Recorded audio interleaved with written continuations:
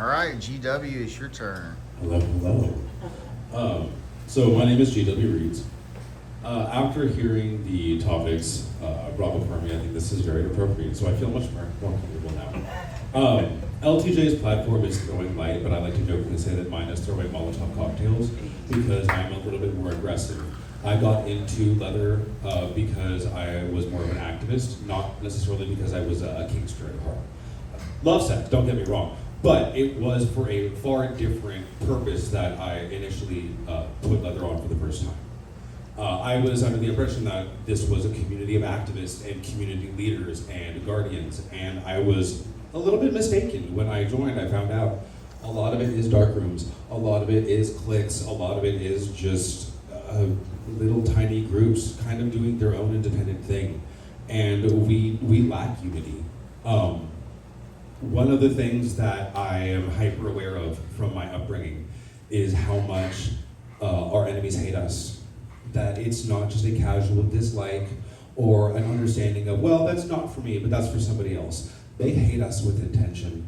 They hate us with an organized, refined passion. They meet once a week and they call it church. And what that is a reinforcement of their ideologies. We know from personal experience that 90% of those people don't believe in God. They're not even Christian. They're not religious. They show up to commune with like-minded individuals that hate the same way that they do. They're putting in the work that we're not putting in. Because when we show up to establishments like this, it's not, to be completely honest, look around. If this was an event where people were getting naked, where it was an opportunity for you to come get laid and take a hot guy home, it'd be packed, it'd be full wall to wall. But when it's time to talk about serious issues, we're not doing the work. We are not consistently meeting to agree on the points that we talk about. When we say we need to stand up for trans people, when we need to include the BIPOC community, when we need to include women in our spaces, we like to talk about it and we double tap and we hit repost, share the feed, but we're not living it, we're not walking it. And sort of like Amos had brought up, when you see a trans person in public, I know it may be a little bit uncouth, but you're gonna need to start addressing people. You're gonna need to make yourself known. Hi, it's great to see you. How are you doing? You feel good? Like, is there anything I can help you with? I know it sounds like I'm working here, but I'm not. I just wanna make sure you're okay. We have to start signaling to each other that we have each other's back, because they're gonna signal to us that they don't. They're going to be telling us every single day. And to be honest, we can't back down because of a little bit of discomfort. Even the most disabled, poverty-stricken, mentally ill of our opponents will hate us from a motorized scooter in a Walmart. They'll clock a trans person for going to a bathroom that they may perceive as not belonging to them. And they're gonna yell, they're gonna wave a cane, they're gonna wave whatever, they're gonna yell slurs. We have to meet them with this same level of passion. We have to stand up for ourselves and love ourselves more than they hate us, and that actually means putting ourselves out there. It means creating spaces that are not just meant for partying and drinking. And to be honest, where's the queer pizzeria?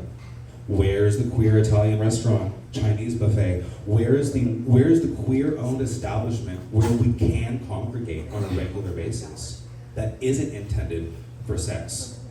Because I understand that this sells, this makes revenue, this has money, and in a capitalist structure, money is God. Money is what has to flow through for something to live and breathe, and that's what bars are. It's an establishment that brings in revenue. So if we're serious about creating these spaces, if we're serious about cultivating these types of things, then we have to invest and we have to have an alternate space that isn't geared towards drinking, that isn't geared towards sex and alcohol and hookups, but can be our town square.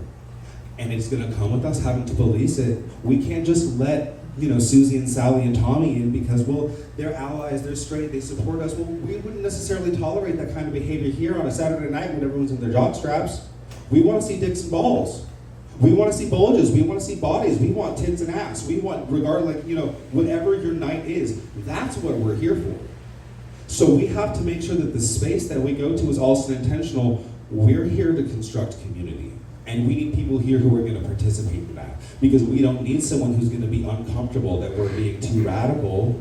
We don't need people who are going to be uncomfortable that the queers are congregating and they're having conversations of their own, because that's what they're doing about us behind closed doors.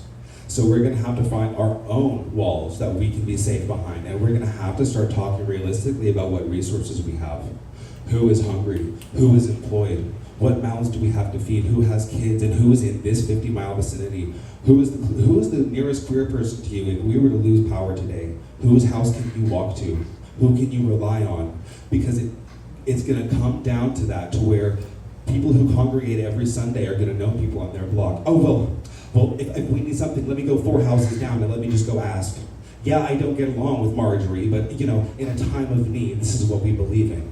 We have to reciprocate. We have to have that same energy and say, yeah, you know what, I don't get along with Daryl down the road. He's kind of a jerk.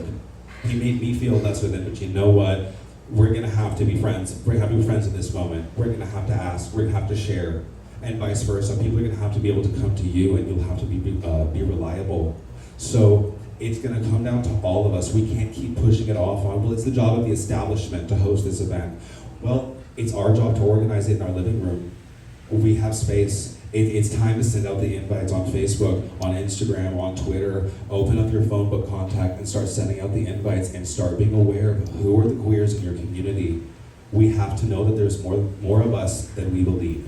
If you feel like you're the only one, those big scary headlines calling us terrorists, calling us pedophiles, calling us groomers, those are gonna feel a lot heavier when it's just you carrying it. But when you know that you can show up next week on a Thursday to your queer town hall, to wherever, and it's going to be a room full of faces that accept you as the way you are, not because they want to fuck you, but because that they agree with you.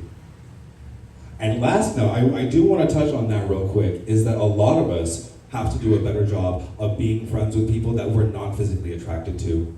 You need to be attracted to them inside their heads, not with your eyes.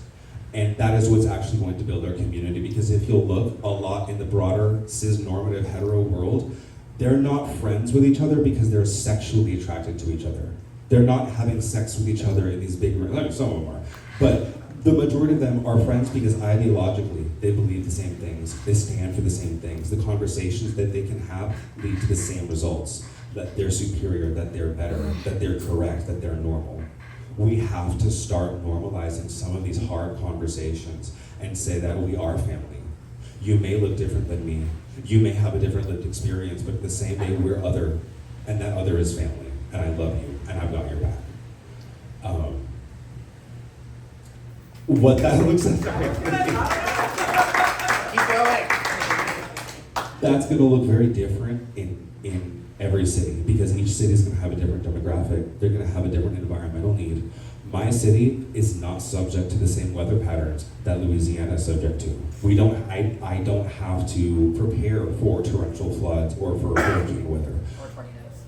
Well, yeah, I'm in Tornado Valley, so Right. I don't necessarily have to prepare for earthquakes, whereas I know some of my California family has to prepare for earthquakes. The types of supplies, the types of intention that you're preparing for is going to depend on that, and you're going to have to someone's going to have to pick up the mantle and say, hey, I know enough about our community. I've been around long enough. Let me start organizing. I know this is what we're going to need. This is. I know 10 people who aren't going to be prepared when hurricane season comes around. We're facing mass layoffs and unemployment. I'm currently unemployed and still searching for work, and I am not the only queer person. And I may have a lot of different privileges that allow me to do certain daytime work. A lot of our community doesn't. They don't benefit from that. And as these things keep growing, people still need to eat. There's still going to need to be a roof over their head, and we're going to have to be prepared to shelter those of us who are not as fortunate. We're going to have to be able to stock up on beans and rice, and we're running out of time. If you're paying attention to the news, if you're paying attention to any of the headlines, our imports are under threat if we don't have any gas for ships, for transporting, for trucking. Grocery stores are going to be empty. Families will be prioritized.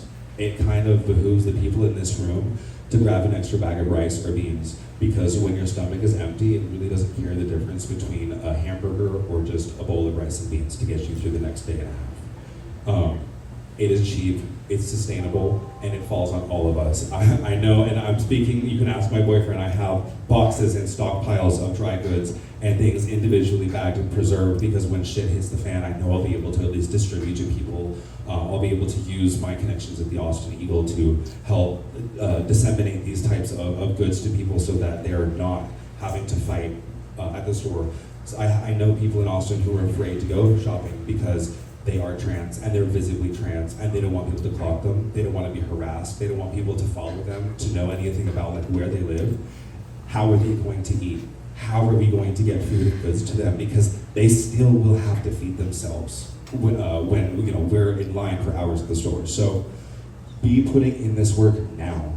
Be stocking up for yourself and for your friends and for others. Invest back into this community because it should have happened years ago. We're having to do this now.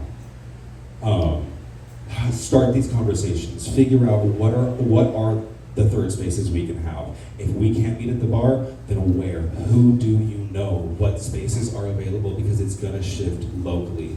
Be prepared and start those conversations, please. While we're waiting for those third spaces to be organized and created, we have spaces right here, right now, that are owned by people that hate us, that donate money to politicians that hate us. Stop going to those spaces. Yes. One, their drinks are way too overpriced as it is. But when I open up Instagram and see people that I love and respect hanging out in a bar in the French Quarter, that the owner is a big old gay Trumper who donates money frequently to eliminate us, because he's not gonna feel the effects, but we will. Keep that in mind. Use your gay dollars wisely, and support each other, and fuck them. And it goes back to, again, using our resources as a community, using each other to motivate and support each other, however that may look, however that may be, whether it's, again, mentoring, whether it's financial support, whether it's communal support. You know, with all of the fundraising that we do, especially here in New Orleans, for various of activities, we now have to have that mindset of doing fundraising outside of that mindset, if that makes any sense. Where are those dollars that we can raise to actually put money aside for these individuals who need food, who need rental assistance, who need, you know, things of that nature? That's where our mindsets must now be focused on as individuals who have platforms, who are a part of a community that shares the mindset of support. Yeah, I actually have a, it's called a Give Butter. It's like a monthly subscription. You can like just sign up for it one time, and every month they'll pull out whatever you know, $5 to $10 to $20, and all that money. It's like just me personally that like it's not going to an organization, because a lot of the people that I take care of aren't like affiliated with organizations, but it's like I have at least 3 or 4 trans people every single day asking me for money. And so I have this account that like goes to like a separate Chime account that's like not to my like regular bank account, that all that money directly goes to these trans people, and that's like as an individual. I guess it's also why like a lot of the groups you know, have a lot of like forms you have to fill out, and a lot of that can get a little sketchy, especially in today's day, where you're like filling out a Google form saying that you're trans, telling them your address. Like, it's good-heartedness from these organizations, but really what it is individual people are the ones that are needing to like I'm fine with whatever might happen to me for doing this, you know, like I have way less legal protections than an organization does personally, but I am personally able to actually help trans people survive every single day. And also, if anyone does want to create a third space, I would manage that fully every day. I'd be there. I would do whatever. If we can come together as a community and find a third space, whether it's like another coffee shop or a warehouse or a drop-in center or something, like, I'm your guy. I will 100% love a stable income and to do that work every single day that I already do and hopefully get paid. I just wanted to follow up really quick on a comment that was kind of made.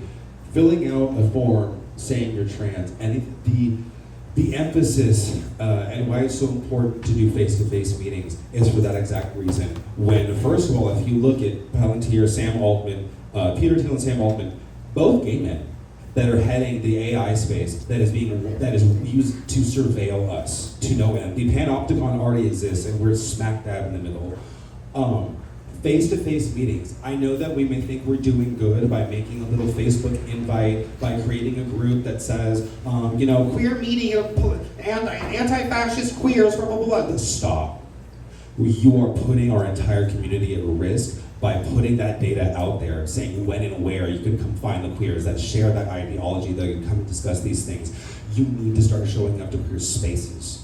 You need to get your ass out into the world and start socializing and building that face-to-face network, because that's what's going to be more secure. There's not going to be as much of a paper trail, and you can trust the people that you talk to rather than who is this person sending me an invite to just show up? Can I trust that this is going to be a safe type of gathering, or are we just being grouped together so that ICE can raid and get some queer people that they disagree with? So be wise about the avenues that you're taking.